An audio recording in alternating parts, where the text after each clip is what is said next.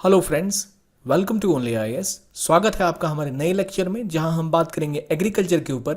और आज जिस टॉपिक को हम कवर करेंगे वो होगा क्रॉप्स और उनके पैटर्न्स। हमारा फोकस इस लेक्चर में होगा क्रॉपिंग सीजन्स को समझना, उनके पैटर्न्स के बारे में जानना, और हम कोशिश करेंगे जानने की डिफरेंट तरह की सॉइल प्रिपरेशन जो होती है खेतों को जोतने से पहले या जो टिल्थ होती है उन सब के ऊपर फोकस होगा हमारा। हम देखेंगे कुछ प्रीवियस ईयर क्वेश्चंस, जानेंगे कैसे हम इस टॉपिक में अधिक से अधिक मार्क्स की गारंटी अपने लिए कर सकते हैं अगर हम टॉपिक्स को ध्यान से पढ़ें। तो चलिए स्टार्ट करते हैं। एक प्रीवियस ईयर क्वेश्चन देखते हैं। क्वेश्चन कह रहा है कि इनमें से कौन सी मिक्स फार्मिंग की चीफ कैरेक्टरिस्टिक्स होते हैं। अब गौर से देखिए, कीवर्ड है मिक्स फार्मिंग। हमारे क्वेश्चन में चार ऑप्शन है। पहला ऑप्शन है cultivation of both cash crops and food crops, दो या दो से अधिक क्रॉप्स, एनिमल्स और क्रॉप्स का कल्टीवेशन एक साथ, या इनमें से कोई नहीं। तो ये क्वेश्चन बहुत आसान है। इसका सही आंसर होगा C, rearing of animals and cultivation of crops together. ये होता है मिक्स्ड फार्मिंग। पर अगर ऐसा सिंपल क्वेश्चन एग्जाम में आ रहा है तो हमें इतना भी श्योर होना चाहिए कि अगर वहां पर मिक्स क्रॉपिंग लिखा होता तो इस क्वेश्चन का क्या मतलब होता। मिक्स्ड फार्मिंग मिक्स्ड क्रॉपिंग में क्या फर्क है। अगर यहाँ पर इंटरक्रॉपिंग लिखा होता तो कैसे क्वेश्चन का अर्थ बदलता। अगर यहाँ सिर्फ एक शब्द फार्मिंग की जगह क्रॉपिंग हो जाता तो ऑप्शन बी सही होता। तो हमें ये समझना पड़ेगा, या फिर वहां पर ए भी हो सकता था, फिर ए या बी दोनों हो सकते थे अगर ये मिक्स क्रॉपिंग की बात करता। तो इसलिए बहुत जरूरी है कि हम जो बेसिक कॉन्सेप्ट है mix cropping, mixed farming, intercropping, ऐसे बेसिक टॉपिक्स का डिफरेंस रिवाइज करते रहें और ढंग से प्रिपेयर रहें इन क्वेश्चंस के लिए, ताकि हम आगे चौंके ना। अब ये क्वेश्चन देखिए, यहाँ पे चार क्रॉप के बारे में पूछा गया है। इनमें से कौन सी खरीफ क्रॉप है। हम सबको पता है इन चारों में वीट जो है वो मुख्यतः एक रबी क्रॉप मानी जाती है। तो हमारे पास तीन ऑप्शन बच जाते हैं और वो तीनों ही खरीफ क्रॉप के ऑप्शन है, तो आंसर सी होगा। पर मैं फिर से यहाँ आपसे कहना चाहूंगा कि अगर यहाँ वीट की जगह मेज होता और अगर मैं राइस की जगह कोई दूसरी क्रॉप जैसे जूट डाल देता, तो क्या इनमें से आप खारिफ और रबी क्रॉप का डिफरेंशिएशन कर पाते ढंग से। क्या आपके कॉन्सेप्ट क्लियर हैं। हमारा फोकस यही है कि हम ये चीजें क्लियर कर लें ताकि आगे ऐसी छोटी मोटी गलतियों से हमारे मार्क्स डिड्यूस ना हो। एक और क्वेश्चन देखते हैं। ये कुछ क्रॉप्स हैं, फॉलोइंग क्रॉप्स ग्राउंडनट, सेसमिक और पर्ल मिलेट। इनमें से कौन सी रेनफेड क्रॉप्स हैं। बताइए इनमें से कौन सी रेनफेड क्रॉप्स हैं। असल आंसर है तीनों, मतलब 1, 2 और 3 सारी रेन फेड क्रॉप्स हैं। पर आपका फोकस यहां होना चाहिए ये समझने पे कि रेन फेड क्रॉप्स क्या होती हैं। ये तीनों क्रॉप्स रेन फेड क्यों हैं, इसका क्या कॉन्टेक्स्ट है, और रेन फेड और ड्राई लैंड फार्मिंग में क्या फर्क होता है, कौन सी क्रॉप्स रेन फेड नहीं होती हैं, ताकि आगे अगर कोई ऐसा क्वेश्चन आए तो आपकी गलती ना हो। ये टॉपिक्स बहुत सिंपली कवर किए जा सकते हैं, इसलिए हमारा फोकस इन टॉपिक्स को कवर करना है। एक और क्वेश्चन देखिए, लोअर गैंगेटिक प्लेन में ह्यूमिड क्लाइमेट होता है और हाई टेम्परेचर होता है साल भर। तो इनमें से कौन सी क्रॉप्स सबसे सुटेबल है इस रीजन के लिए। Paddy cotton, paddy and jute, wheat and cotton, या वीट एंड जूट। इसका सही आंसर बताइए आप मुझे क्या है। इसका सही आंसर है सी, पैडी एंड जूट। लेकिन अगर मैं यहाँ पे हल्का सा चेंज कर दूं और पैडी की जगह वीट का ऑप्शन डाल दूं इस जगह, और यहाँ जूट की जगह पैडी का ऑप्शन डाल दूं, तो ये क्वेश्चन सिंपल होते हुए भी डिफिकल्ट हो जाता है, क्योंकि कई लोग जूट को अक्सर ठीक से कवर नहीं करते कि क्रॉपिंग पैटर्न क्या है उनका, या किस मौसम में बोई जाती हैं। तो हमारा फोकस ये होगा कि हम ऐसी गलतियां ना करें ताकि हमें आगे दिक्कत हो जाए। तो चलिए स्टार्ट करते हैं एग्रीकल्चर। देखिए, एग्रीकल्चर मतलब आमतौर पे आम भाषा में हम समझते हैं कि खेती होती है एग्रीकल्चर, पर एग्रीकल्चर असल में काफी ज्यादा बड़ा एक कैनवस है जिसके अंदर खेती के अलावा चाहे वो पशुपालन हो या मछली पालन हो या कोई भी मवेशी उसके साथ जो लोग पालते हैं किसान, या फिर जो भी गेटवे उसके साथ होता है फार्मिंग का, जो इससे रिलेटेड कोई भी आप कार्य करते हैं, वो सभी एग्रीकल्चर का पार्ट होते हैं। एग्रीकल्चर ऑलमोस्ट 6.7% लोगों को रोजगार देता है भारत देश में। हमारी जनसंख्या का जो सेक्टर में एम्प्लॉयमेंट रेट है वो 56.7% है एग्रीकल्चर का, और 15.2% जीवी और 17% जीडीपी का हिस्सा ही हमें देता है। ये जो फिगर है थोड़ा फ्लक्चुएट करता है, पर हमें पता होना चाहिए कि किस रेंज में है ये। 15 से 17 का अगर जीडीपी शेयर है, 56 के आसपास इसका वर्कफोर्स शेयर है, और एग्रीकल्चर टोटल एक्सपोर्ट का 14.7% प्रोवाइड करता है। मतलब जितनी एग्रीकल्चर में हमारी एक्सपोर्ट है उसकी हिस्सेदारी 14% है। क्या एक्सपोर्ट करते हैं हम, तो रॉ मटेरियल हो गया, बासमती राइस हो गया। तो यहां से क्वेश्चन बन सकता है कि अगर आप इंडियन एग्रीकल्चर के किसी क्वेश्चन या फिर एक्सपोर्ट रिलेटेड किसी में इस क्वेश्चन का आंसर कर रहे हैं, तो आप यहां ये पॉइंट डाल सकते हैं कि एग्रीकल्चर 14.7% ग्रोथ रेट डालता है हमारे का शेयर होल्डर एक्सपोर्ट अर्निंग्स में, तो हम अपने स्टेट वाइज एक्सपोर्ट बढ़ा सकते हैं। फॉर एग्जाम्पल, अरुणाचल प्रदेश में अगर हम कोई वाइन्स या कोई ऑर्चिड्स लगाएं किसी एक स्पेसिफिक इंडस्ट्री को लेके, चाहे वो वाइन इंडस्ट्री हो या लेट्स से बार्ले इंडस्ट्री हो, उसको फोकस में रखते हुए हम एक राज्य में जो कि सुटेबल क्लाइमेट है जिसका एक पर्टिकुलर क्रॉप के लिए, वहां उसका उत्पादन करें, उसको एक्सपोर्ट करें, तो काफी अर्निंग्स हमें आ सकते। तो आप कोशिश करिए जो भी पॉइंटर्स आपको मिल रहे हैं उनका बाकी जगह क्या इस्तेमाल हो सकता है। फॉर एग्जाम्पल, अगर 56.7% वर्कफोर्स है इंडिया की जो खेती में लगी हुई है, तो इसका मतलब ये है क्या इतने लोग सही में काम कर पा रहे हैं? बल्कि नहीं, क्योंकि एक एग्रीकल्चर में बड़ी समस्या है, वो है डिस्गाइज्ड अनएम्प्लॉयमेंट, मतलब छद्म बेरोजगारी, बेरोजगारी जो छुपी हुई है। जहां लोग 4 काम कर सकते थे वहां 8 लोग काम कर रहे हैं। तो ये बेसिक पॉइंट्स हैं, पर इनके कई डायमेंशंस आपको पहले सोच के रखने चाहिए जो काम आ सके। इसको आप ध्यान में रखिए तो आपके लिए काफी आसान रहेगा आगे के क्वेश्चंस में, या कभी आपको कोई टॉपिक आए तो उनमें कोरिलेट करने में। इसी तरह एक टॉपिक है जो इंपॉर्टेंट आता है इसमें, यील्ड कंपैरिजन। हमारी जो यील्ड है फसलों की वो काफी कम है बाकी देशों की तुलना में, चाहे वो पैडी हो, वीट हो या पल्सेस हो। आप देखें यूएसए तो बहुत ही आगे है, चाइना से भी हमसे आगे है, यहाँ तक कि ब्राजील, जिसके मुकाबले हमें लगभग बराबर होना चाहिए लेकिन हम नहीं हैं। ये क्या दर्शाता है? ये दर्शाता है कि हमारी कृषि में कई समस्याएं हैं। तो यील्ड कंपैरिजन, अगर आप कोई क्वेश्चन शुरू कर रहे हैं लिखना, तो आप यील्ड कंपैरिजन से शुरू कर सकते हैं कि इंडियन यील्ड कंपैरिजन ब्राजील से भी कम है, वीट में भी, पैडी में भी, जबकि हमारा क्लाइमेट ज़्यादा सूटेड है इसके लिए। फिर वहाँ से आप ड्रॉ कर सकते हैं पैरेलल्स की जो एग्रीकल्चर ग्रोथ रेट है वो फ्लक्चुएट कर रही है, हमारा यील्ड कम है, तो किसानों की समस्या बढ़ती जा रही है इस कारण से। अब एक और पॉइंट जो हम देखेंगे एग्रीकल्चर ग्रोथ को लेकर, कि लेट से इसमें एक ऑप्शन आता है, क्या इंडिया की एग्रीकल्चर ग्रोथ रेट पिछले समय में बढ़ी है? क्या ये लगातार बढ़ी है? अगर वहाँ पे क्वेश्चन में लिखा है कंसिस्टेंट ग्रोथ देखी गई है, तो आपका ऑप्शन होगा गलत। क्योंकि हाल के समय मतलब 2009-10 में तो हमने 0.24% तक की ग्रोथ देखी, लेकिन 2014-15 में तो हम नेगेटिव तक देख चुके हैं। मतलब ग्रोथ की बजाय डिसेलरेट कर गया, हमारी ग्रोथ नहीं हुई, हम कॉन्ट्रैक्ट कर गए एग्रीकल्चर आउटपुट में। इसका मतलब कि अगर क्वेश्चन पूछा है लगातार ग्रोथ हो रही है तो गलत है, हमारी ग्रोथ अनइवन हो रही है। किसी साल हमने 6% ग्रो किया, अगले साल हमने बहुत कम ग्रो किया, माइनस में भी चले गए आज से 3 साल पहले। तो ये चीज़ें ज़रूरी हैं आपके ऑप्शंस को सही करने में। अगर कोई आ जाए तो ये जो वेरिएशन है एग्रीकल्चर का, मतलब ये जो तुलनात्मक रूप से गलतियां हैं, कई जगह कई साल बहुत ज़्यादा ग्रोथ, कई साल बहुत कम ग्रोथ, इसका क्या इंपैक्ट हो सकता है आप मुझे बताइए एक अर्थव्यवस्था पर, जो कि एक रूरल इकोनॉमी है, उसके ऊपर क्या अर्थव्यवस्था पर असर होगा? किसानों को पता नहीं है कि उनकी ग्रोथ अगले साल इतनी हो रही है या नहीं हो रही, उनको पता नहीं है कितनी आमदनी उनकी होगी, तो उनको बैंक लोन नहीं दे पाएंगे और वो फिर जाएंगे साहूकारों के पास, जहां वो एक बड़ी एक ब्याज की कीमत उनको चुकानी पड़ेगी, जिससे कि उनकी फसलों की कीमत बढ़ जाएगी लगाने की, और आउटपुट कम होगा और लगातार वो गरीब होते चले जाएंगे। तो इससे हमारा जो 2022 तक किसानों की इनकम डबल करने का जो अपना मिशन है वो कभी पूरा नहीं हो पाएगा। तो ये सारे फैक्टर्स आपको मल्टीफेसेटेड रूप से मदद करते हैं। अब अगर हम देखें कि कौन सी ब्रॉड समस्या है इंडियन एग्रीकल्चर की, तो यहाँ देखेंगे, अगर मैं आपको नॉर्मली बताऊँ तो हम जब भी प्रॉब्लम्स ऑफ इंडियन एग्रीकल्चर की बात करें, हमें फोकस करना चाहिए, खेती की बात करें एग्रीकल्चर की, सबसे पहली समस्या हमारी खेतों में खुद है। अगर आप किसी खेत को देखते हैं तो आप क्या देखते हैं? खेत का आकार मतलब फ्रेगमेंटेड, वो छोटी है, छोटे खेत है, मतलब छोटे किसान हैं, मतलब मार्जिनल फार्मर्स हैं। छोटे किसान हैं मतलब उनके पास ज़्यादा पैसा नहीं होगा, तो वो डिपेंडेंट नहीं हो पाएंगे कि खुद से अपने वाटर को पंप कर पाएँ, इरिगेट कर पाएँ, तो वो डिपेंडेंट होंगे किसके ऊपर? मौसम के ऊपर, मानसून के ऊपर डिपेंडेंट हो गए। ये सब फैक्टर आप सिर्फ एक चीज़ से लगा सकते हैं, खेत को देखिए, खेत का साइज छोटा है, फ्रेगमेंटेशन है, किसानों के पास पैसे नहीं है तो किसान छोटे हैं, छोटे किसान हैं तो मशीन इस्तेमाल नहीं कर सकते, मशीन इस्तेमाल नहीं करेंगे तो मानसून पे डिपेंडेंट रहेंगे, मानसून पे डिपेंडेंट रहेंगे तो अनइवन ग्रोथ होगी। किसी साल बारिश अच्छी हुई तो फसल अच्छी होगी, अच्छी नहीं हुई तो फसल घट जाएगी, उससे उनकी इनकम भी कम होगी, कभी बढ़ जाएगी कभी घट जाएगी। तो एक सिस्टमेटिक रूप से आपको यील्ड नहीं मिल रही है, सिस्टमेटिक ग्रोथ नहीं हो रही है, प्लानिंग नहीं हो पा रही है, तो आपको क्रेडिट नहीं मिलेगा, और एक बार आपको क्रेडिट ढंग से नहीं मिलेगा तो आप प्लान्ड आउटपुट नहीं दे पाएंगे। इस वजह से देख रहे हैं, क्योंकि आपको पता है किसी साल बम्पर फसल हो रही है, किसी साल फसल नहीं हो रही है। तो अगर जिस साल अच्छी बारिश हो रही है उस साइड आपकी फसल अच्छी होगी तो आप यहाँ 100 लोग काम पे लगाएंगे, ठीक है। लेकिन आपको तो पता नहीं अगले साल बारिश होगी कि नहीं, तो आप 100 लोग आपके फिर अगले साल काम करेंगे उसी खेत के फील्ड के ऊपर, और जबकि अगले साल आपको 10 लोगों से ही वो काम हो जाता। तो आप देख रहे हैं यहाँ पे डिस्गाइज्ड अनएम्प्लॉयमेंट भी है, मतलब छद्म बेरोजगारी जो है वो घुसी हुई है। और क्योंकि ये सब चल रहा है, इसका मतलब जो एग्रीकल्चर आउट, अब अब ये सभी चीज़ें आपको एग्रीकल्चर के फील्ड देखकर समझ आ गई। अब अगर आउटपुट पे जाएं, जो हमें किसान को आउटपुट हो रहा है उसको लेकर क्या समस्या है? उसका मार्केट नहीं है, मार्केट नहीं है मतलब आप उसको ठीक से बाजार में बेच नहीं पा रहे। बाजार में क्यों नहीं बेच पा रहे? क्योंकि बाजार में उसकी मार्केटिंग ठीक से नहीं हुई, आप एक्सपोर्ट ठीक से नहीं कर पा रहे, आपके स्पेसिफिक मार्केट सेट नहीं एग्रीकल्चर के लिए जो उसको खींच पाए आगे।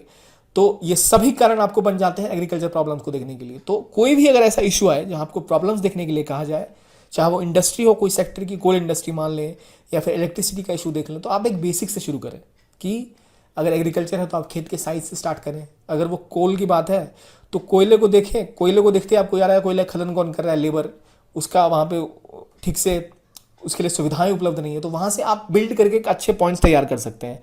तो ये सभी पॉइंट आपको याद करने की जरूरत नहीं, एक फ्रेम करने की जरूरत है। अब वही जैसे बताया आपको मैंने, मार्जिनल फार्मर्स बहुत ज़्यादा हैं, छोटे मझूले बहुत ज़्यादा फार्मर्स है। 93 मिलियन इंडिया के जो लैंड होल्डिंग्स है वो मार्जिनल है, और 25 मिलियन जो है वो स्मॉल है, और सिर्फ 1 मिलियन लार्ज लैंड होल्डिंग्स है। ये दिखाती है कि हम कितने ज़्यादा छोटे किसानों पर डिपेंड हैं। तो इसलिए बहुत ज़्यादा ज़रूरी है कि लैंड कोऑपरेटिव्स का यूज़ किया जाए, ताकि जाके सहकारिता का इस्तेमाल करते हुए हम बेहतर आउटपुट ले पाएँ। किसान साथ आएंगे तो उनके पास मौका होगा बड़ी कंपनियों से बात कर कर उनसे लोन लेने का, सही रेट पे सामान खरीदने का। एक किसान जाएगा तो उसके पास वो एडवांटेज नहीं है, वो मोल भाव नहीं कर सकता।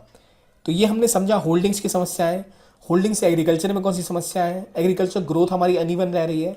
ये सब मिलाकर हमारे लिए एग्रीकल्चर का एक बड़ा सेक्टर कभी डेवलप नहीं कर पाएगा ढंग से, तो हमारे गरीब का उत्थान नहीं हो पाएगा। तो ये तो हो गई प्रमुख बातें। अब आते हैं हमारे टॉपिक क्रॉप्स के ऊपर और उनके क्लासिफिकेशन के ऊपर। क्रॉप्स उनका क्लासिफिकेशन, पहली चीज जो क्लासिफिकेशन है वो है क्लाइमेट के ऊपर, मौसम के हिसाब से। मौसम कैसा होगा, तो मौसम के हिसाब से दो तरह के क्रॉप का क्लासिफिकेशन होता है, एक होता है ट्रॉपिकल, एक होता है टेम्परेट। ट्रॉपिकल जैसे नाम से पता है, ट्रॉपिक्स के आसपास का एरिया जहां पर गर्मी ज्यादा होगी और वेदर में ह्यूमिडिटी ज्यादा होगी, वहां पर क्या उपजता है, राइस, शुगर केन, ज्वार बाजरा, ऐसी फसलें। दूसरी टेम्परेट, टेम्परेट मतलब हल्का सा ठंडा वातावरण चाहिए जिस क्रॉप को, वहां कौन सी क्रॉप होती है, वहां गेहूं, ओट्स, ग्राम और पोटैटो जैसी क्रॉप्स होती हैं। तो ये हमने समझा पहली क्लासिफिकेशन। एक दूसरी क्लासिफिकेशन ज्यादा प्रमुख है हमारे लिए, क्योंकि हमारे देश का टेम्परेचर ट्रॉपिकल से लेकर टेम्परेट तक वेरी करता है। कहीं टेम्परेट एक समय में आप कहेंगे, ठंड में अगर आप कहीं चले जाएं नॉर्थ इंडिया में, तो आपको लगेगा कि टेम्परेट क्लाइमेट है यहाँ का। कभी गर्मियों में जाए तो वो आदमी समझेगा ये पूरी तरह ट्रॉपिकल कंट्री है। तो वो तो कम क्लियर कट क्लासिफिकेशन है। तो ज़्यादा अच्छा क्लासिफिकेशन वो है ग्रोइंग सीजन के हिसाब से, हम कब क्रॉप्स को बो रहे हैं। खारिफ और रबी दो प्रमुख सीजन है, और एक तीसरा क्रॉप कौन सी है जो बोई जाती है, वो है जायद। तो पहले जानते हैं खारिफ क्रॉप्स के बारे में। खारिफ क्रॉप्स कब बोई जाती है, जून में, जून जुलाई में आप इनको बोते हैं, और इनकी कटाई होती है अक्टूबर नवंबर के आसपास, जब आप इसको हार्वेस्ट कर लेते हैं। और ऑब्वियसली ये वक्त जो होता है सबसे ज़्यादा गर्मी भरा होता है, तो इन्हें क्या चाहिए, गर्म मौसम चाहिए, पानी चाहिए होता है बहुत ज़्यादा, और छोटा दिन चाहिए होता है, शॉर्ट डे ऑफ फ्लोरेशन, मतलब फूलों को बड़े होने में और फलने में दिन कम चाहिए होते हैं। जबकि जो रबी क्रॉप्स होती है उनके लंबे दिन चाहिए होते हैं फ्लोरेशन के लिए। ये तो क्या खारिफ। अब देखते हैं रबी। रबी को ठंडा और सूखा वातावरण चाहिए होता है, फूलों को लंबा दिन लगता है फलने में। तो इसके प्रमुख फसलें हैं वीट, ग्राम और सनफ्लावर। तीसरी क्रॉप जो जायद क्रॉप है, वो समर के महीने में बोई जाती है, मार्च और जून में। मतलब जब आपकी रबी कट चुकी है और खाली टाइम है और खरीफ के आने में समय है 2-3 महीने का, उस समय में आप जायद क्रॉप्स रोप। तो एक खास बात है, जब आप फसल की बुआई और उसकी कटनी की बात करते हैं, तो उस बीच में आप देखेंगे मार्केट में कौन सी क्रॉप्स आपको दिखती हैं। अगर आप तरबूज की बात करें तो जो वाटरमेलन है या जो मस्क मेलन है, वो सारे जायद क्रॉप्स में आते हैं। वो with in the season grow जाते हैं और काफी अच्छा आउटपुट होती है। तो इंडिया में आप एक ही जमीन पे 3-3 क्रॉप्स कर सकते हैं। तो हमने देखा 3 वेरिएशन है, rainy season kharif, dry season rabi और बीच के सीजन में समर ड्राई में जायद। तो ये 3 क्रॉप्स हैं। इनका हार्वेस्टिंग और सोइंग सीजन हमने देखा, मार्च अप्रैल से लेकर जून जुलाई में जायद, और अक्टूबर नवंबर से फेब मार्च में कौन सा, रबी। अब ये तो हो गया 2 जो हमने क्लासिफिकेशन पढ़े।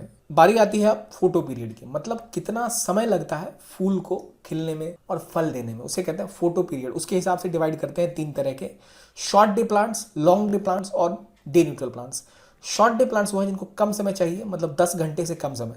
वो कौन से हैं, वो हैं, हमने पहले भी पढ़ा, खरीफ क्रॉप्स। खरीफ क्रॉप्स मतलब राइस, ज्वार, बाजरा, ये सारे आ जाएंगे। लॉन्ग डे कौन से हैं, जिनको ज़्यादा दिन चाहिए, 10 घंटे से ज़्यादा, वो आते हैं रबी क्रॉप्स, जिसमें आपके क्या आएगा, गेहूं, बारले एटसेट्रा। डे न्यूट्रल वो क्रॉप्स है जिनको ज़्यादा समय नहीं चाहिए होता है, मतलब कम भी हो तब भी चल जाएगा, ज़्यादा हो तब भी चल जाएगा, ज़्यादा वो डिपेंडेंट नहीं है इसके ऊपर। वो है सनफ्लावर, कॉटन, ऐसी चीज़ें। तो ये हो गया हमारा क्लासिफिकेशन। अब आइए देखते हैं वाटर अवेलेबिलिटी के हिसाब से, पानी की उपलब्धता के हिसाब से। एक होता है रेन फेड क्रॉप, एक होता है irrigated crops. Rain fade crops वो होते हैं जिनको पानी सालों भर चाहिए होता है और वो पानी पर डिपेंडेंट होते हैं अपनी फसल की पैदावार के लिए। फॉर एग्जाम्पल, आपने ज्वार या बाजरा लगाया, तो ज्वार बाजरा मुख्यतः जहाँ भी लगता है वो सूखी ज़मीन होती है, वहाँ उनको उम्मीद होती है कि बारिश होगी, मानसून आएगी, तो पानी से वो उसका उत्पादन करेंगे। कंपैरिजन के लिए अगर मैं आपको बताऊं, आपने एक ही ज़मीन में ज्वार बोया है या बाजरा जो है, या आपने धान ही बोया है, सामने वाले खेत में आपने लेट से मिर्च की फसल लगाई है, मिर्च के पौधे लगाए हैं, तो क्या मिर्च के लिए आप बारिश का इंतजार करेंगे? मिर्च क्या है, आप मान लीजिए कि आपने गन्ना लगाया है, तो गन्ने के लिए आप इंतजार नहीं कर सकते कि बारिश होगी तब आप इसको तब आप इसको सिंचाई करेंगे।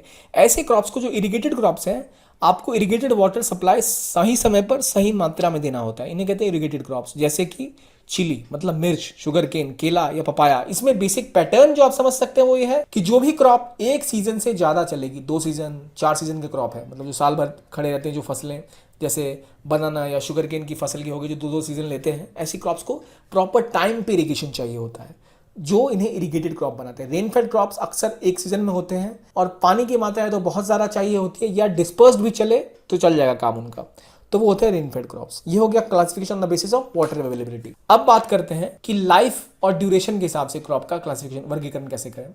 ड्यूरेशन की जब बात आएगी तो 4 तरह के प्रमुख ड्यूरेशन होते हैं। सीजनल, जो एक सीजन चला 3-4 महीने तक, रबी, खरीफ और ज़ैद वाला। दूसरा 2 सीजनल, जिनको 2 सीजन लगते हैं, कपास या अदरक या हल्दी। फिर आती है एनुअल क्रॉप्स, जिनको साल भर फसल को खड़ा रखना होता है, जिसका एग्जाम्पल है शुगर केन। क्योंकि अगर आप शुगर केन को देखें या पाइनएप्पल ही लगा लें आप, तो वो फसलें 1 साल लेती हैं कटाई में। पहले छोटे साइज में बड़ी होंगी, फिर काटा जाता है, तो उनको भी साल भर। यहीं से आप सीख सकते हैं कि ये इरिगेटेड क्रॉप है। फिर बाइनियल क्रॉप, मतलब जिनको 2 साल आपको खड़ा रखना होता है अपनी ज़मीन पर, जैसे केला या पपीते की फसल, या अक्सर फलों की फसल जो होती है मिड टर्म वाली वो। और फिर आते हैं पेरेनियल, जो सदाबहार जिन्हें कहा जाता है, जो सालों तक रहते हैं, सिर्फ जैसे मैंगो, एप्पल, ऐसे जो आप बगान लगाते हैं वो वाली क्रॉप्स। तो ये वर्गीकरण हो गया किसके हिसाब से, फसलें कितनी देर खड़ी रहती हैं उसके हिसाब से। अब हम पॉइंट पे आते हैं जो है टिलेज। टिलेज मतलब जुताई, खेत को कितना जोता जाए, किससे तैयार की जाए। तो जमीन को जो तैयार किया जाता है, मिट्टी का बहुत बड़ा रोल होता है एग्रीकल्चर में। उस मिट्टी की तैयारी को हम टिलेज कहते हैं। टिलेज कई तरह से होता है, एक तो प्लेन टिलेज होता है, एक कोर्स टिलेज होता है। अगर कोई खेत पे फसल बोनी है तो पहले एक फसल को हटाया जाता है, फिर उसकी कटाई होती है, जो कुछ अवशेष वहाँ बच जाते हैं, फिर वहाँ ट्रैक्टर चलता है और लंबे एरिया तक, मतलब कुछ सेंटीमीटर डेप्थ तक उसको जोता जाता है। मतलब मिट्टी अंदर से ऊपर तक उबड़ खबड़ की जाती है ताकि मिट्टी के टुकड़े हो जाएं। उन टुकड़ों को फिर साफ किया जाता है ताकि जो पिछले कुछ चीज़ें बची हैं, अवशेष, वो बाहर निकाले जाएं। फिर मिट्टी को फिर उसके ऊपर जुताई करके उसको प्लेन किया जाता है। ठीक है, मतलब कहते हैं फाइन टिल्थ, बिल्कुल प्लेन कर देंगे। कुछ फसलें उनमें बोई जाती हैं, कुछ उबड़ खाबड़ जब होता है, जिसे कोर्स टिल्थ कहते हैं, तब लगाई जाती हैं। तो इस तरह से जो टिल्थ होता है वो डिफरेंट क्रॉप्स के लिए डिफरेंट टिल्थ होता है। अब कौन सी क्रॉप एग्जैक्टली किस टिल्थ में बोई जाती है वो हमारे कंसर्न का नहीं है, पर हमें पता होना चाहिए कि कुछ कौन सी टिल्थ होती है, कौन कौन जुताई के तरीके होते हैं। एक होता है ऑन सीजन, एक होता है ऑफ सीजन। ऑन सीजन वो टिलेज होता है जो आप खड़ी फसल से जस्ट पहले लगाते हैं। फॉर एग्जाम्पल, अगर आपको खरीफ क्रॉप बोनी है तो खरीफ क्रॉप से ठीक 1 महीने पहले आप खेत को जोतेंगे, उसकी जुताई होगी, प्रिपेयर किया जाएगा। फिर एक आती है ऑफ सीजन टिलेज, मतलब आपने लेट्स से ये जनवरी का महीना है और आपको क्रॉप बोनी है अक्टूबर में, जो कि आप गेहूं की फसल लाएंगे। उससे पहले आप ऑफ सीजन में टिलेज करेंगे और तैयार करेंगे कि जब मेन सीजन मेरा आएगा तब मैं वहां पे अपनी फसलें बोऊंगा। उसके लिए आप क्या करेंगे, पोस्ट हार्वेस्ट टिलेज करेंगे, विंटर समर टिलेज करेंगे, या उसको खाली छोड़ देंगे। क्योंकि इसे कहते हैं एक खेत को खाली छोड़ दिया जाता है ताकि वो अपनी उत्पादक क्षमता फिर से हासिल कर सके। तो ऐसे टिलेज हम देखते हैं ऑन सीजन और ऑफ सीजन। अब अगर हम टिलेज में जाएं तो ये तो हो गया सीजन के हिसाब से। एक और कैटेगरी होती है कि आप प्रिपेयर कर रहे हैं या कल्टीवेशन के बाद है। ये फिर वही बात हो गई, ऑन सीजन या ऑफ सीजन। अगर आप प्रिपरेटरी कल्टीवेशन कर रहे हैं, मतलब जब आप फसल को तैयार करने के लिए जुताई का काम कर रहे हैं, तो वहां पे 3 तरह की टिलेज होती है, डीप टिलेज, सब सॉइलिंग और एयर अराउंड टिलेज। जैसे मैंने आपको बताया, डीप टिलेज मतलब जमीन में आप काफी गहराई तक जुताई करते हैं, जिससे काफी सब सॉइल मिक्स हो जाती है। सब सॉइलिंग तक जाते हैं आप, उसके बाद फिर आप एयर अराउंड टिलेज करते हैं। आपने खड़ी फसल लगा रखी है, उसके आसपास के एरिया में भी आप खेत की जुताई करते हैं, it is called as air around tillage. फिर सेकेंडरी टिलेज होती है, फसल लग गई उसके बाद एक टिलेज करेंगे। और एक फाइनल टिलेज होती है जो उसके, अब मैं आपको एक बार बताना चाहूंगा, प्राइमरी टिलेज आपने की, ठीक है, उसके वो स्टेजेस हैं जो नीचे हैं, डीप टिलेज, सब सॉइलिंग, उसके बाद आपने एयर अराउंड टिलेज करी। ये आपकी फसल लगने के बाद होगा। इन दोनों के बाद आप सेकेंडरी टिलेज में जाएंगे, फिर आप दोबारा वहां पे जमीन तैयार करेंगे। फिर वहां पर आप पहले आपने गहराई तक जुताई की, फिर आपने उसको प्लेन किया फसल जमीन को, फिर आप उसमें सीड बेड के लिए तैयार करेंगे, आप उसमें सीड लगाएंगे, उसके बाद कल्टीवेशन होगा, उसके बाद फिर आप उसमें अगर चाहें तो आप टिलेज कर सकते हैं ताकि खरपतवार ना हो। उसके बाद की फसल कटेगी, आप दोबारा कल्टीवेशन करेंगे, फिर आप ऑफ सीजन टिलेज करेंगे। तो मैं जिस का बताता हूं दोबारा रिपीट करूंगा। टिलेज के लिए आप प्रिपरेटरी टिलेज करते हैं, तैयारी वाली। पहले आप डीप सॉइल तक जाएंगे, सब डीप टिलेज करेंगे, सब सॉइल तक जाएंगे, कोशिश करेंगे ज़्यादा से ज़्यादा उर्वरकता बढ़ाई जाए जमीन की। फिर उसके बाद आप इसके लिए सेकेंडरी टिलेज में जाएंगे, जहाँ जिसको प्लेन करेंगे। फिर वहाँ बोई जाएंगी सीड्स। फिर उसके बाद अगर आपकी क्रॉप्स के बीच में स्पेस है तो आप एयर अराउंड टिलेज करेंगे, या फिर फसल कटने के बाद आप टिलेज करेंगे। तो टिलेज के तरीके होते हैं, तो कुछ फेमस जो हमें करने चाहिए। एक होता है क्लीन टिलेज, जैसे आप देख रहे हैं इसमें बिल्कुल आपने साफ कर दिया पूरे एरिया को, सारी मिट्टी को आप उबड़ खाबड़ कुछ नहीं था, पूरा प्लेन कर देते हैं। कोई पेड़ यहाँ पे नहीं बचता, कोई हिस्सा किसी और पेड़ का नहीं बचता। ये इसलिए होता है, कोई और फसल का हिस्सा नहीं होता इसमें। इसका फायदा ये है, कोई वीड नहीं रहता, कोई पिछले क्रॉप में अगर कोई कीटाणु लग गए वो सब साफ हो जाएंगे। फॉर एग्जाम्पल कई फसलें खराब हो जाती हैं तो फसलों का अवशेष तक आप बाहर फेंक देते हैं, तो आपकी जमीन बिल्कुल साफ है, वहां आप नया क्रॉप बो सकते हैं। फिर आती है ब्लाइंड टिलेज की बात। ब्लाइंड टिलेज मतलब ये आप तब करते हैं जब आपने क्रॉप लगा दी है, ठीक है, और या तो वो क्रॉप बड़ी हो रही है या सीड ही लगाया आपने, तो आप वहां पे ऐसे क्यारियां लगा के आसपास खेतों की जुताई करते हैं। It's called as blind tillage. Blind tillage अक्सर उस जमीन पे की जाती है जो कि बंजर हो। बंजर जमीन में आपको बार बार पानी डालना होता है, बार बार खाद देनी होती है। तो आपने क्रॉप लगा दी, क्रॉप का एरिया तो आप छुएंगे नहीं, उसके आसपास के एरिया पे दोबारा टिलेज करके वहां पे आप पानी और खाद की उपलब्धता कराएंगे ताकि आपकी फसल पैदावार अच्छी हो। ये हो गया ब्लाइंड टिलेज। अब एक आता है जीरो टिलेज, जहां कोई टिलेज नहीं करते। इसमें क्या होता है, ये जो टुकड़े आप देख रहे हैं फसल के, इन्हीं के साथ ही आप टिलेज अपनी जुताई करेंगे, खेत की तैयार करेंगे और उनमें नई फसल को बो देंगे। जीरो टिलेज अब इंडिया में घट रही है। इसका इंपैक्ट आप देख सकते हैं, जब भी ऐसे कुछ अवशेष बचे होते हैं तो लोग किसान इसी में आग लगा देते हैं, जिसकी वजह से आप फॉग देखते हैं दिल्ली में ठंड के मौसम में। तो ये सारी चीज़ें एक दूसरे से रिलेटेड हैं। अब इसमें समस्या क्या है, इसमें समस्या ये है कि वीड काफ़ी ज़्यादा होता है, खरपतवार।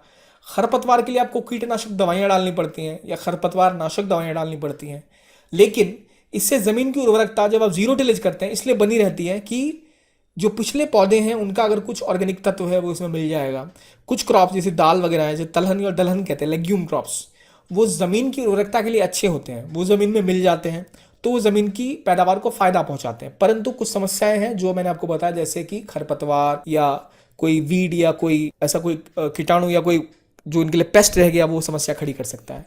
तो जीरो टिलेज के एडवांटेज, ज़्यादा अर्थवर्म्स होगा, ज़्यादा ऑर्गेनिक मैटर होगा, ज़्यादा मल्च होगा, तो पानी कोई बहा के टॉप सोइल को ले नहीं जाएगा। डिसएडवांटेज, ज़्यादा नाइट्रोजन डालना पड़ेगा क्योंकि पहले जो फसल थी उसके कुछ अवशेष अभी तक रह गए हैं, तो वो इम्पैक्ट करेंगे आपकी क्रॉप्स के ऊपर। तो इसलिए आपको ज़रूरत है कि आप इसमें और खाद डालें। एक और बड़ी समस्या जो रहती है वो है पेरेनियल वीड की। बहुत ज़्यादा वहाँ पर कुछ ऐसे खरपतवार रहते हैं जो साल भर रह जाते हैं, वो आपकी फसल को बर्बाद कर सकते हैं। बहुत सारा पेस्ट बिल्डअप हो सकता है जो कि रेसिस्टेंट हो उस पर्टिकुलर खाद के लिए जो आप इस्तेमाल कर रहे हैं, उसके लिए अवरोध पैदा करते हैं। तो ये हुआ जीरो टिलेज के फायदे और नुकसान। हमने 3 टिलेज देखे, ब्लाइंड टिलेज, क्लीन टिलेज और जीरो टिलेज। आपको तीनों टिलेज का डिफ्रेंसिएशन पता होना चाहिए, क्या फ़ायदे नुकसान है ये पता होना चाहिए। अगली बात आती है क्रॉपिंग पैटर्न्स और इंटेंसिटी की। क्या होती है इंटेंसिटी, क्या होता है पैटर्न। एक ज़मीन का टुकड़ा है, ठीक है, मान लीजिए एक ज़मीन का टुकड़ा है। इस ज़मीन में आप साल भर में कितनी क्रॉप उपजा सकते हैं उसे कहते हैं क्रॉप इंटेंसिटी। अगर 10 हेक्टेयर की ज़मीन है तो आप साल भर में 10 हेक्टेयर ज़मीन पर कितनी फसल उपजा सकते हैं, उसकी क्रॉप इंटेंसिटी होती है। लेकिन लोग क्या करते हैं, एक साल के अंदर 10 हेक्टेयर में 3 फसलें उपजा लेते हैं, ठीक है। तो इसका अर्थ है कि जो क्रॉप इंटेंसिटी है वो 100% से भी ज़्यादा है। याद रखिए, क्रॉप इंटेंसिटी, कितनी क्रॉप आप एक ज़मीन के टुकड़े पर एक साल में बो पाएँ वो होती है क्रॉप इंटेंसिटी। लेकिन एक साल में हम ज़मीन के टुकड़े पर एक से अधिक फसलें बोते हैं, कहीं कहीं जहां उपलब्ध है पानी और उर्वरकता, खरीफ, रबी और जायद, तो वो होती है क्रॉपिंग इंटेंसिटी। इसका सीधा आप देख सकते हैं सिस्टम। राजस्थान और गुजरात में क्रॉप इंटेंसिटी 100% से कम होती है, क्योंकि हो सकता है आप रेनी सीजन में ही क्रॉप बोएं, उसके बाद ना बोएं। लेकिन पंजाब, हरियाणा, तमिलनाडु जैसे एरियाज में जहाँ अच्छी फसल के लिए पानी उपलब्ध है कुछ हिस्सों में, वहाँ आप 150, 150 तक आप देख सकते हैं क्रॉप इंटेंसिटी, मतलब 100% ज़्यादा से भी इस्तेमाल करते हैं आप क्रॉप्स का।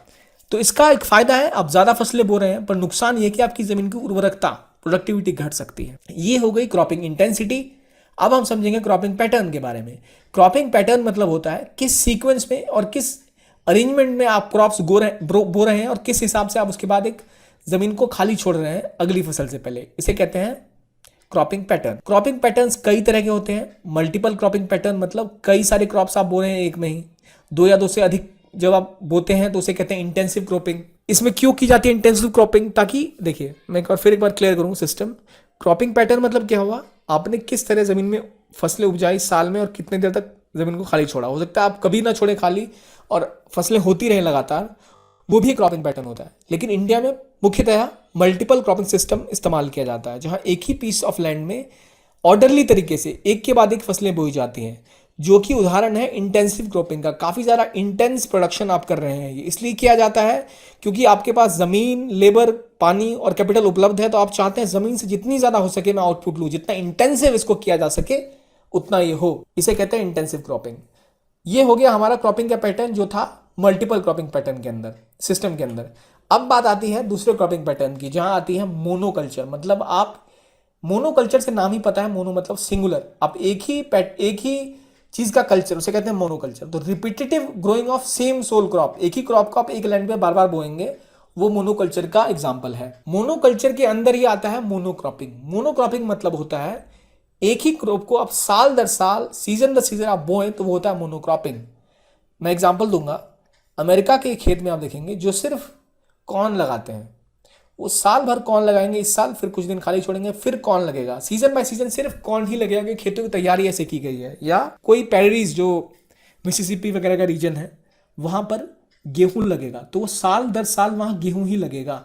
That is monocropping. आप सिंगल क्रॉप हर साल लगा रहे हैं।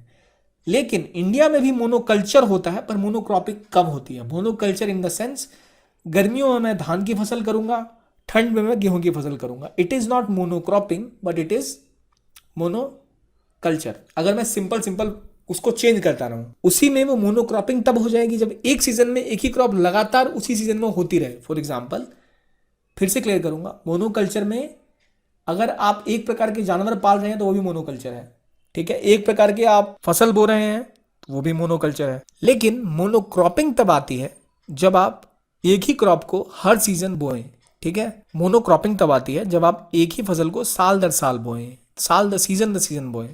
और सोल क्रॉपिंग वो होती है जब केवल एक ही तरह की क्रॉप एक ही जमीन पर बोई जाए, जैसे प्लांटेशन, वो एग्जाम्पल है सोल क्रॉपिंग का। याद रखिए, मोनोक्रॉपिंग और सोल क्रॉपिंग एग्जाम्पल है मोनोकल्चर के। हमने समझा क्रॉपिंग पैटर्न्स, जहां हमने बात की मोनोकल्चर के बारे में, जो कि कल्चर है, सिंगुलर क्रॉप, सिंगुलर जानवरों का पालन भी। उसमें आता है मोनोक्रॉपिंग, जहां आप सेम क्रॉप को एक ही जगह बार बार लगाते हैं, या तो डिपेंडेंट ऑन सीजन या डिपेंडेंट ऑन एयर। फिर एग्जाम्पल आता है सोल क्रॉपिंग का, जहां आप एक ही सिंगुलर क्रॉप एक ही जगह कई सालों तक खड़ी रखते हैं। It is called as sole cropping, ठीक है। प्लांटेशन का एग्जाम्पल इसने चाय या कॉफी। हमने सीखा क्रॉपिंग पैटर्न्स के बारे में। अब एक देखते हैं रिले क्रॉपिंग। रिले क्रॉपिंग क्या होती है? जैसे रिले रेस होती है, एक आदमी दौड़ता हुआ गया, उसने बैटन दूसरे को दिया, फिर वो आगे चला जाएगा। उसी तरह रिले क्रॉपिंग में एक फसल लगाई जाती है, उसकी कटने से जस्ट पहले या जस्ट कटे उसके बाद दूसरी फसल लगा दी जाती है, ताकि पहली फसल का कोई फायदा जमीन को हो तो वो दूसरी फसल उठा सके। जैसे कि अगर आप बंद गोभी या प्याज और परवल एक के बाद एक लगाएं, तो ये सब कोई एक ऑर्गेनिक मटेरियल या फिर कोई एक मिनरल जमीन को दे के जाते हैं, जिसका फायदा अगली क्रॉप उठा सकती है। वो उदाहरण है किस चीज का? रिले क्रॉपिंग का। नाम से क्लियर, रिले क्रॉपिंग, जस्ट उससे पहले या जस्ट उसके बाद आपने क्रॉप को रिले कर दिया। अब बात आती है रेटून क्रॉपिंग की। रेटून क्रॉपिंग मतलब एक ही कोई क्रॉप है, उसके रूट या फिर उसके जो प्लांट की बॉडी है, उससे कोई हिस्सा बाहर आएगा और उसी हिस्से से एक और ग्रोथ होकर कोई क्रॉप लग जाए, उसे कहते हैं रेटून क्रॉपिंग। इसके एग्जाम्पल हैं शुगर केन, बनाना, सॉर्गम। ये सारी फसलें जो है, उनके खुद के बॉडी से एक हिस्सा निकलता है, जिसको आप लगा के या फिर जिसको आप काट के बेच सकते हैं और उससे कमा सकते हैं। वो होती है कौन सी? रेटून क्रॉपिंग। सबसे बड़ी रेटून क्रॉपिंग की क्रॉप कौन सी मानी जाती है? पाइनएप्पल। मैं रिपीट करूंगा, रिले क्रॉपिंग बैटन पकड़ाने जैसा है, एक के बाद एक, उसके कट्टे से जस्ट पहले। रेटून क्रॉपिंग मतलब उसके बॉडी के अवशेष जो उसकी ग्रोथ हो रही है रूट्स या स्टॉक से, उससे आप एक नई फसल उपजाते हैं। It's called as ratoon cropping. तो ये हमने समझा।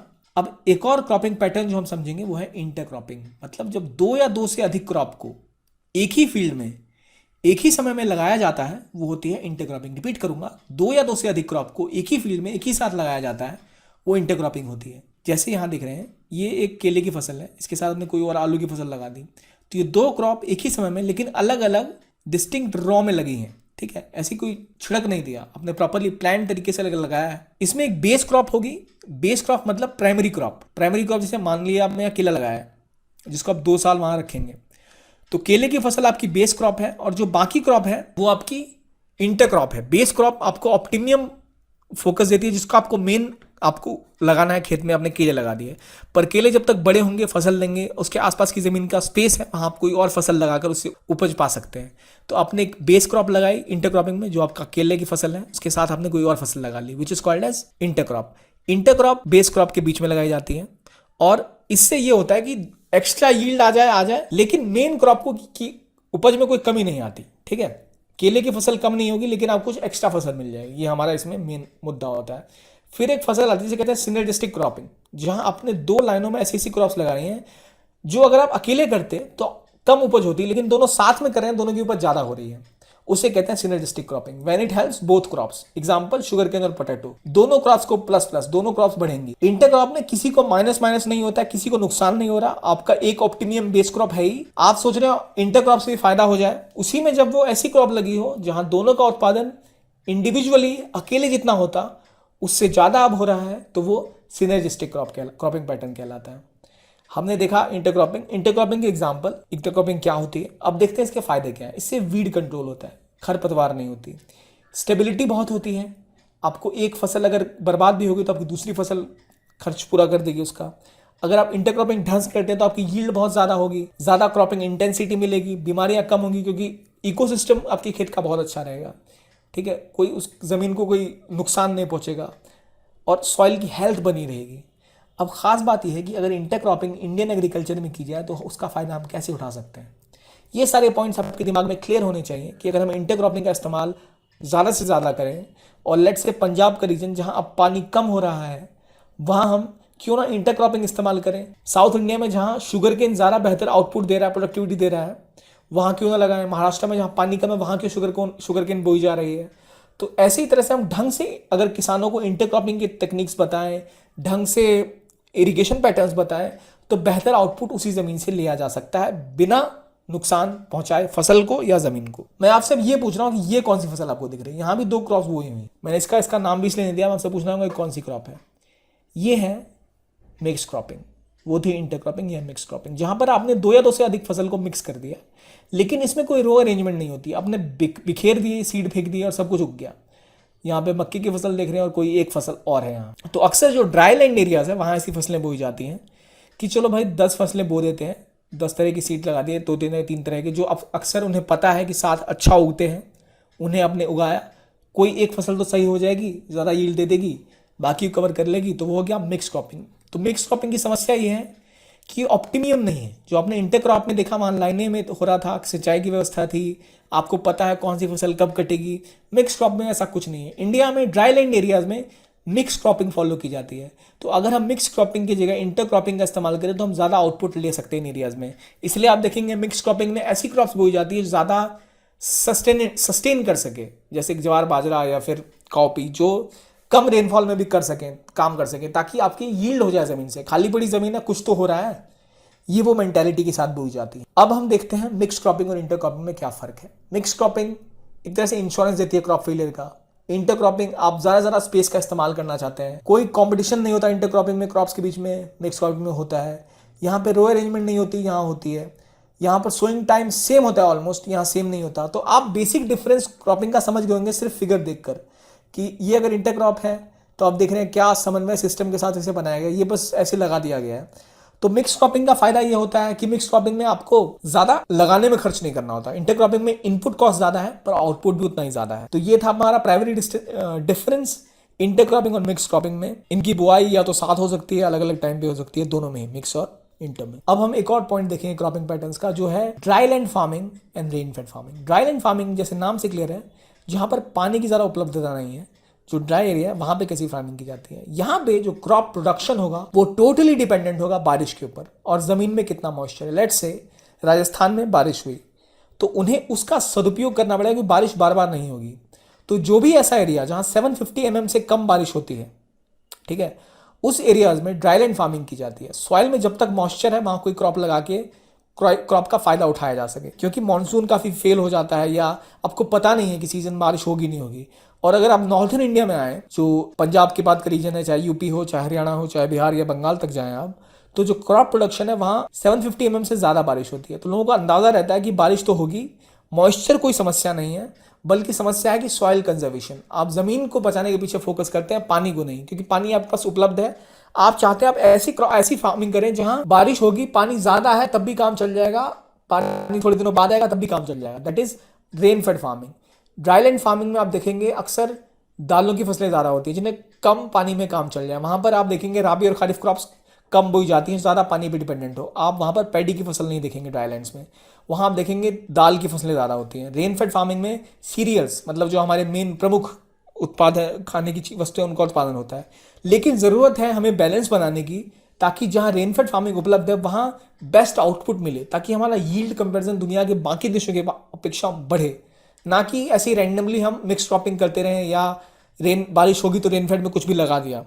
ये ज़रूरत है हमें अपने एरियाज को बढ़ाने में। तो ये हमारा टॉपिक का प्राइमरी टॉपिक हमने आज जो कवर किया उसको एक बार रिवाइज करते हैं। अब रिवाइज करते हैं और देखते हैं हमने कौन कौन सी क्रॉप्स के बारे में आज पढ़ा। आप मुझे बताइए क्रॉपिंग सीजन्स कौन कौन से होते हैं, क्या क्या उनके नाम है? सिंपल है, रबी खरीफ। इसके अलावा क्या क्या डिस्ट्रीब्यूशन होता है, टेम्परेचर के हिसाब से, फोटो पीरियड के हिसाब से, ये सब आप तुरंत भी रिवाइज कर लीजिए। इंटरक्रॉपिंग, मिक्स क्रॉपिंग और मिक्स फार्मिंग में क्या फ़र्क है ये आप मुझे बताइए। ये प्रीवियस ईयर में आ चुका है, इसलिए ज़्यादा इंपॉर्टेंट क्वेश्चन है। इंडियन एग्रीकल्चर में और क्या क्या समस्याएं हैं, कैसे बैलेंस किया जा सकता है, इसे ये क्वेश्चन है आपके लिए कि issues with Indian culture and how it can be balanced across the country by utilising rainfed and dryland farming patterns. कैसे रेनफेड और ड्राईलैंड फार्मिंग पैटर्न्स को एफिशिएंटली इस्तेमाल करके इंडियन एग्रीकल्चर का आउटपुट बढ़ाया जा सकता है। इस क्वेश्चन को आप पढ़िए, कोशिश करिए इसका आंसर लिखने का, ताकि इससे आपको सारा टॉपिक रिवाइज हो जाए एक तरह से। ठीक है, तो ये था हमारा आज का टॉपिक। आगे हम बाकी के टॉपिक्स भी कवर करेंगे। देखने के लिए धन्यवाद। Thank you very much.